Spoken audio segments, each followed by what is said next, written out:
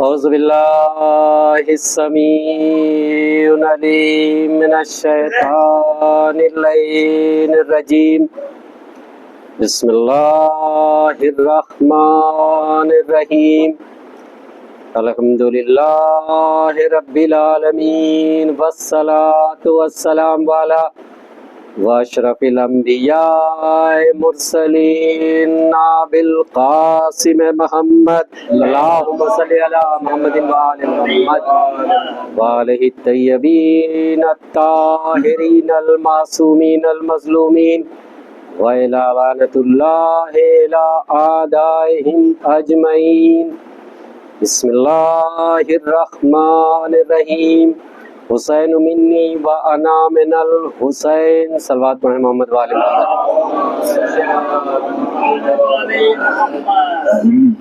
عزیزان گرامی قدر اور رضاداران مولا مظلوم امام کربلا، آقا حسین کے غم میں اشک بہانے والوں، آقا حسین مولا حسین سے بے پناہ بے انتہا محبت کرنے والوں، ملت جعفری کے فرزندوں، غم حسین میں غمزدہ ہونے والوں، آہ و بکا کرنے والوں، حق کی آواز بلند کرنے والوں، حسین کی یاد میں تعزیہ داری عزاداری کرنے والوں، کربلا کی یاد میں عزاخانہ سجانے والوں، ذکر حسین ذکر کربلا عام کرنے والوں، ذکر حسین زندہ رکھنے والوں، ذکر حسین اور عزائے حسین کے ذریعے ظالم ظلم اور آتنک کے چہرے سے نقاب ہٹانے والوں، ذکر حسین اور عزائے حسین کے ذریعے ظالم اور ظلم کے خلاف مظلومیت کا پرچم بلند کرنے والوں، اور ذکر حسین اور عزائے حسین اور حسینیت کے ذریعے ابھی تازہ ایک دم تازہ ظلم کے خلاف مظلومیت کی جیت کا پرچم بلند کرنے والوں، صلوات پڑھیں محمد والے عزیزان گرامی قدر، آج ماہ عزا، ماہ غم، ماہ محرم کی دوسری تاریخ کو اس رونق افروز عزاخانے میں آپ سے مخاطب ہونے اور ذکر حسین کرنے کا شرف حاصل کر رہا ہوں۔ پیغمبر اسلام کی مشہور و معروف حدیث حسین منی و انا من الحسین، میرا حسین مجھ سے اور میں حسین سے ہوں۔ قول رسول، اسی قول رسول کی روشنی میں دور حاضر میں موجودہ وقت میں دنیا کے جو حالات ہیں اس پہ چند لمحہ گفتگو اور ربط مصائب، چونکہ بہت لمبی اور طویل گفتگو موضوع نہیں ہے، ماہ عزا کے مجلسیں ہیں، ایک کے بعد ایک مجلسوں کا سلسلہ ہے، چند لمحہ گفتگو اور ربط مصائب۔ کل کی گفتگو کے سلسلے کو آگے بڑھاتے ہوئے ایک مرتبہ صلوات پڑھیں محمد والے۔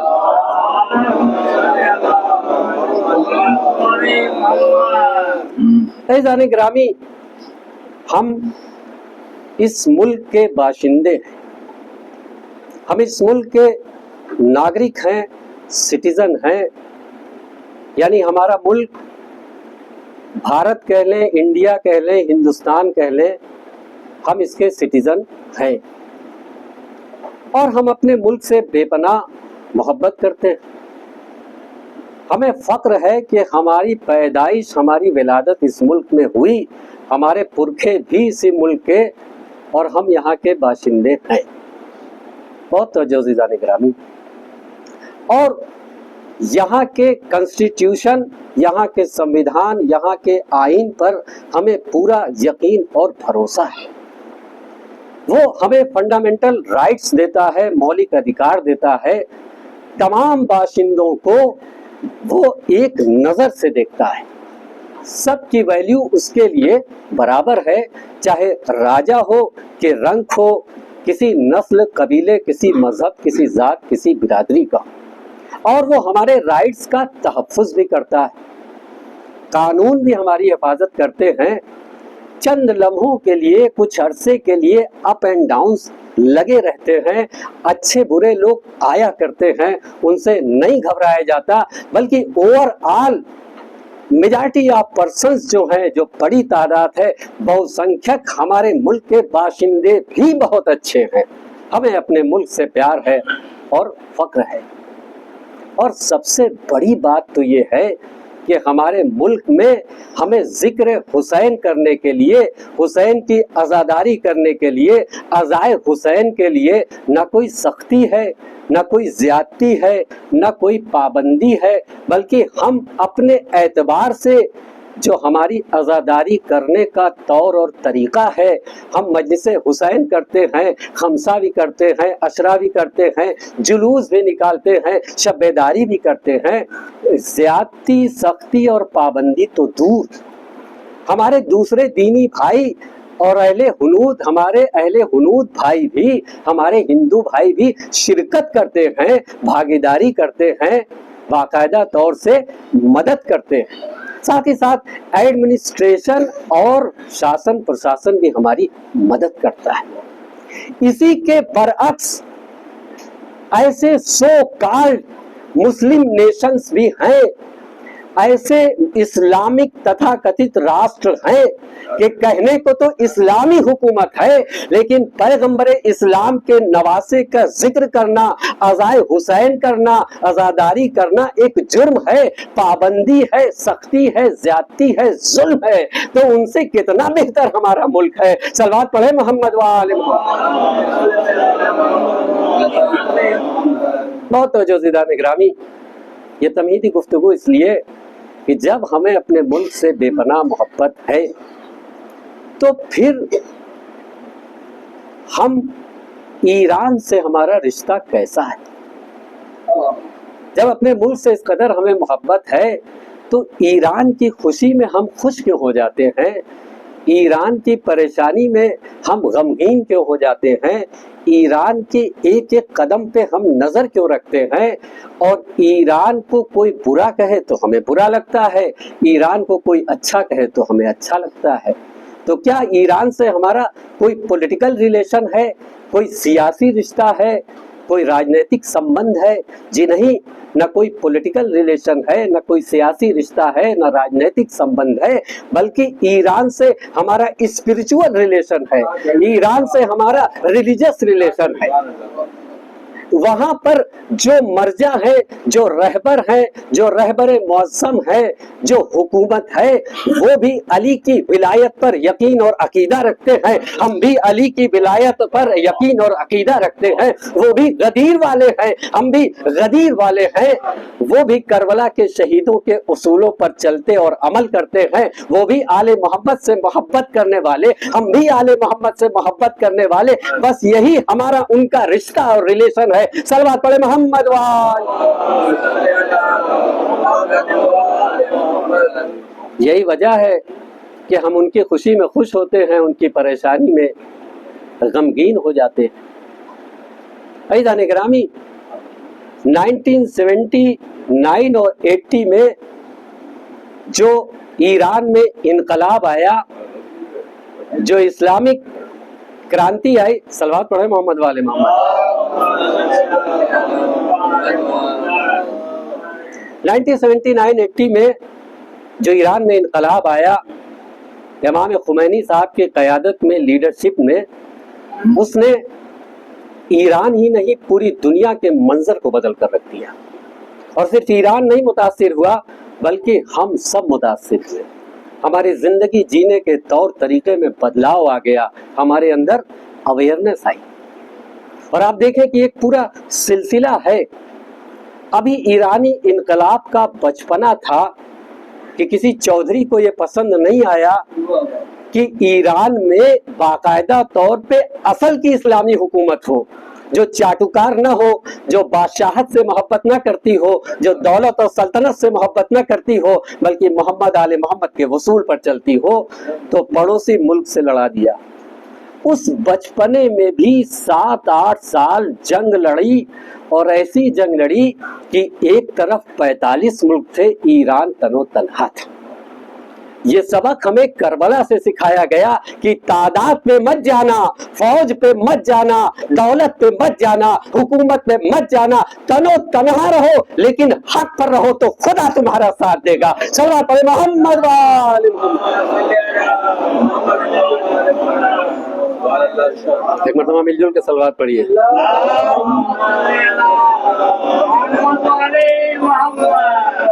اب یہ سلسلہ چلتا رہا۔ کہا جاتا ہے کہ خمینی صاحب جیسے لوگ یگ پروش ہوتے ہیں، صدیوں میں پیدا ہوتے ہیں، مین آف دا ایج، اور یہ سلسلہ جاری رہا۔ اور اس کے بعد ان 35 سالوں میں ایران نے بڑی محنت کی۔ بہت توجہ عزیزان گرامی، دیکھیے ذکر حسین کرنا اور ہے، علی کی ولایت پہ عقیدہ رکھنا اور ہے، اور عمل کرنا اور ہے۔ آج جو دنیا کی مضبوط ظالم طاقتوں کے خلاف ایران کھڑا ہے تو ان 35 سالوں میں منظم طریقے سے اس نے بڑی محنت کیا ہے۔ 90% لٹریسی ہے، پوری دنیا کی یونیورسٹیز میں اپنے لوگوں کو پڑھنے کو بھیجا، اور جب ان کے 5 سائنٹسٹ مارے گئے تھے تو جے این یو کے ریسرچ اسکالر پروفیسر جناب پاشا صاحب، جن کا سبجیکٹ اور ٹاپک ہی ہے مڈل ایسٹ، جو اس پر ریسرچ کرتے رہتے ہیں اور مڈل ایسٹ کے مختلف ممالک میں جاتے رہتے ہیں، انہوں نے ایران میں بھی کافی وقت گزارا اور ایران کے لوگوں سے یعنی سائنسدان سے، ڈیفنس کے لوگوں سے بات چیت کیا۔ انہوں نے کہا، وہ فارسی ان کی زبان ہے، میں نے انگلش میں بات کیا، تو انہوں نے بتایا کہ 5-6 سائنٹسٹ جو مر گئے، بہت توجہ عزیزان گرامی، ان کا کہنا تھا یہ کچھ بھی نہیں ہے، ایسے 1000 سائنٹسٹ ایران میں پائے جاتے ہیں، اس کے لیے بڑی محنت کرنا پڑتا ہے، مشقت کرنا پڑتا ہے، منظم طریقے سے کام کرنا پڑتا ہے۔ صلوات پڑھیں محمد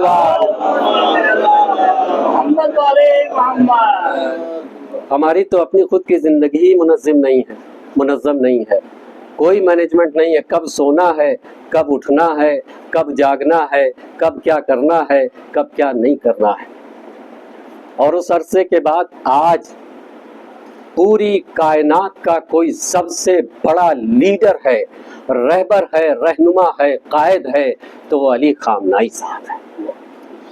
یہ صرف اس لیے نہیں کہ ہم شیعہ نے حیدر کرار ہیں، ہم شیعہ مسلمان ہیں، ہم اپنی عقیدت کے اعتبار سے دیکھ رہے ہیں، بلکہ کائنات کا جو بھی مظلوم ہے، جو بھی بےکس ہے، جو بھی نریح پرانی ہے، کسی قوم کا، مسلک کا، قبیلے کا، مذہب کا، دھرم کا، کسی ملک کا ہے، وہ رہبر معظم کو بڑی امید کی نظر سے دیکھتا ہے کہ یہ میرا رہبر ہے، یہ میرا رہنما ہے، یہ میرا لیڈر ہے۔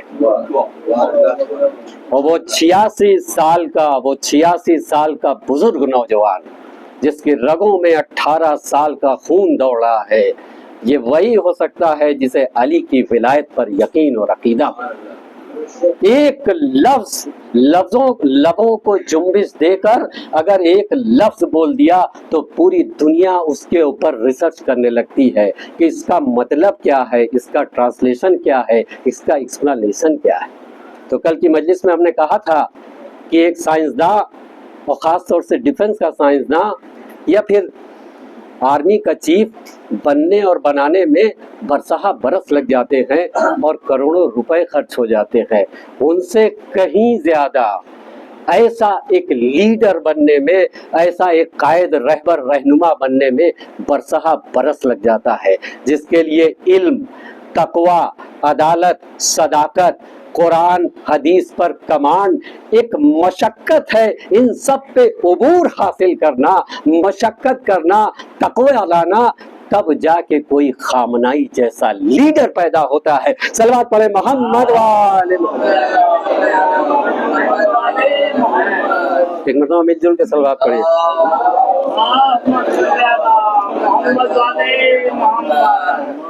صلوات پڑھیں محمد وآل محمد۔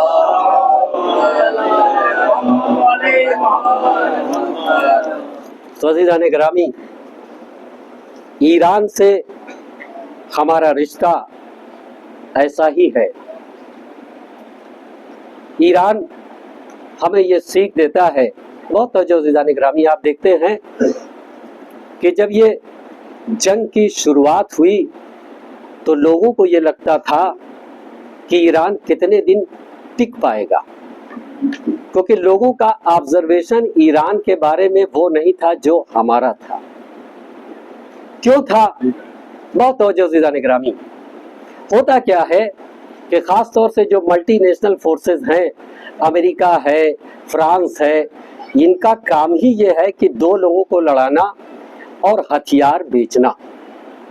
जब ये असलहा बेचते हैं और आप खरीदते हैं तो एक तो इनका बिजनेस होता है, दूसरे बनाया हमने है, हमें उसकी कैपेसिटी पता है, खालिक हम हैं तो हमें उसके बारे में पता, और जब आपको हमने बेच दिया तो इसकी कितनी ताकत है वो हमें पता है।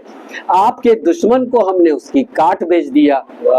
बहुत तवज्जो अज़ीज़ान किराम। लेकिन इन 35 सालों में इतनी मशक्कत ईरान ने किया कि उसके डिफेंस में कितना जखीरा है दुनिया को पता ही नहीं था। उसने जो मिसाइल के जखीरे निकालना शुरू किया तो किसी को पता नहीं लगा कि इस खजाने में है कितना और इसकी ताकत कितनी, क्योंकि किसी से खरीदा नहीं था। अपने साइंसदान ने खुद इजाद की थी, बरसों मशक्कत करके उसे तैयार किया था, और ये मालूम था कि आने वाले वक्त में हम तनो तनहा होंगे, हमें इनसे लड़ना पड़ेगा, तो उसके लिए हमें तैयार रहना पड़ेगा। तो जो मोमिन होता है वो मौत के लिए भी तैयार रहता है और हर जंग के लिए भी तैयार रहता है। सल्लल्लाहु अलैहि मोहम्मद वाले मोहम्मद या अली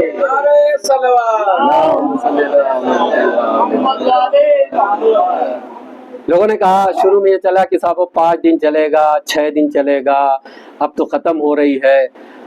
और गज़ब भाई वाकई एकदम मुकम्मल तौर पे गदीरी है ईरान। उसके बाद उनको और हमको दोनों को पुरानी यादें भी ताज़ा कराया। थोड़ी सी मिसाइलें पहले हल्की दी, उसके बाद जो खैबर गई है तो हमें भी खैबर याद आ गई, दुश्मन को भी खैबर याद आ गई। सल्लल्लाहु अलैहि मोहम्मद वाले। और बताया ये गया कि अभी तो साहब पता ही नहीं है, अभी तो हमने एक तरीके से स्टार्टर शुरू किया था, मेन कोर्स तो अभी बचा है, अभी मेन कोर्स बाकी है। लोगों ने कहा कि तादाद कितनी है अंदाजा लगाना मुश्किल था। कुछ लोगों का कहना था कि अंदर एक पूरा शहर आबाद है। अपने खुद की ताकत पर 1500 किलोमीटर आवाज से भी तेज रफ्तार से पहुंच जाना, और जिसको घमंड था कि दुनिया के सबसे बड़ी सीक्रेट एजेंसी है मोसाद, उसके हेडक्वार्टर को उड़ा के दिखा दिया कि हम अली वाले हैं, हमसे ताकतवर कोई नहीं हो सकता। सल्लल्लाहु अलैहि मोहम्मद वाले। और इसमें एक बात का भी ख्याल रखा पूरी तौर से कि कभी भी तारीख में हमने जंग की शुरुआत नहीं की। जंग की शुरुआत हमने कभी नहीं की, लेकिन अगर दुश्मन ने शुरुआत कर दी तो उसे छोड़ा भी नहीं है। मैदान वो छोड़ के भागा है, हम मैदान छोड़ के भागे भी नहीं। इसके अलावा इस बात की भी पूरी कोशिश की गई कि किसी मासूम का कोई नुकसान न हो। पब्लिक प्लेसेस पे भी मिसाइल मारी जा सकती थी, बड़ी तबाही आ जाती, लेकिन सिर्फ उनके मेन इंस्टीट्यूशंस पे मारी गई। अब जाहिर सी बात है अगल बगल छटक के कुछ लोग चले गए, लेकिन मकसद कतई नहीं था कि पब्लिक प्लेसेस पे मारा जाए। लबो लबाब ये है कि ईरान से हमारी वाबस्तगी गदीर की है, अली की विलायत की है, और हमें ये सबक लेना चाहिए कि जैसे पूरी दुनिया में चारों तरफ से जालिम ताकतें इकट्ठा थी, अकेले मजलूमों के रहबर ने खड़े होकर दिखा दिया कि मुनज़्ज़म तरीके से जिंदगी जियो, कामयाबी तुम्हारे कदम चूमेगी। सल्लल्लाहु अलैहि मोहम्मद वाले मोहम्मद। बस अज़ीज़ान गिरामी, गुफ्तगू का सिलसिला जारी रहेगा। हमें रोने रुलाने के लिए बस एक जुमला ये काफ़ी है कि आज माह गम, माह अज़ा, माह मुहर्रम की दूसरी तारीख, 28 रजब को जो काफिला मदीने से بڑی شان و شوکت کے ساتھ چلا تھا، وہ قافلہ آج مدینہ کربلا پہنچ گیا۔ حسین وارد زمین کربلا ہو چکے۔ ہاں زاداران حسین، آقا حسین وقت کے امام ہیں، معصوم ہیں، سب جانتے ہیں، پھر بھی حجت تمام کرنی تھی۔ جب ایک گھوڑا ایک سواری آگے نہ بڑھی تو کوئی حیوان کے ساتھ زبردستی نہیں کیا کہ اس کو چھڑی سے مارتے۔ جب ایک گھوڑا ایک سواری آگے نہ بڑھی تو سواری بدلی گئی، ایک کے بعد دو، دو کے بعد تین، تین کے بعد چار، پانچ، چھ، کئی سواری بدلی گئی۔ جب کوئی سواری آگے نہ بڑھی تو امام حسین نے کہا بستی والوں کو بلاؤ، پوچھو اس جگہ کو کیا کہتے ہیں۔ بنی اسد کے لوگ آئے، پوچھا کہ زمین کو کیا کہتے ہیں۔ اچھا، عجیب و غریب مرحلہ ہے، یہ زمین بھی ایسی ہے، یہ واحد زمین ایسی ہے کہ جس کا ایک نام نہیں ہے۔ بنی اسد کے لوگوں نے بتانا شروع کیا، کسے ماریا کہتے ہیں، کسی نے کہا اسے نینوا کہتے ہیں، کسی نے اس سے کہا کہ شت فرات کہتے ہیں، کسی نے کہا اسے غادریہ کہتے ہیں۔ بات سمجھ میں نہیں آتی، اتنے افراد نام۔ یا تو بنی اسد کے لوگ یہ چاہتے نہیں تھے کہ مولا کو بتائیں کہ کرب و بلا بھی کہتے ہیں، اور مولا یہ چاہتے تھے کہ کرب و بلا بتا دو۔ پوچھتے پوچھتے پیچھے سے بزرگ نے کہا کہ اسے کرب و بلا بھی کہتے ہیں۔